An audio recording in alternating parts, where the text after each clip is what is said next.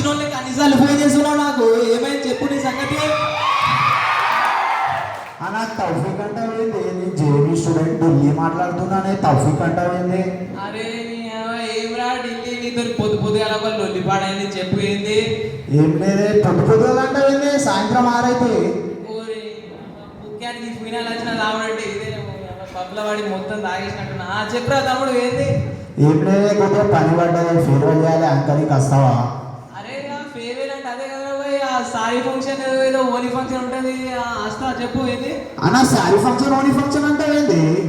అది get together farewell ఏమో అంటారు కానీ అదేనే అట్లనే చేస్తాం. అరే గదారా గెట్ టుగెదరా. అరే నేను అంతా పెద్ద పెద్ద పబ్బులలో బతుకుతా కదరా బాయ్, నాకు తెలియదు ఫేర్వెల్.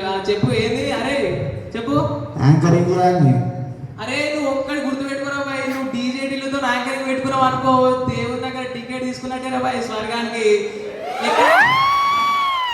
అరే మీ చేరువే అర్థమైంది అదే కదా బాయ్, నాకు గుట్ట మీద ఉంటుంది. అరే మనం వచ్చి డీజే కొట్టినామనుకో గుట్ట కదులుతుంది మొత్తం, కింద 500 మీటర్ రేడియస్ మొత్తం అవుతుంది. పక్కకున్న ఏకలవ్య స్కూల్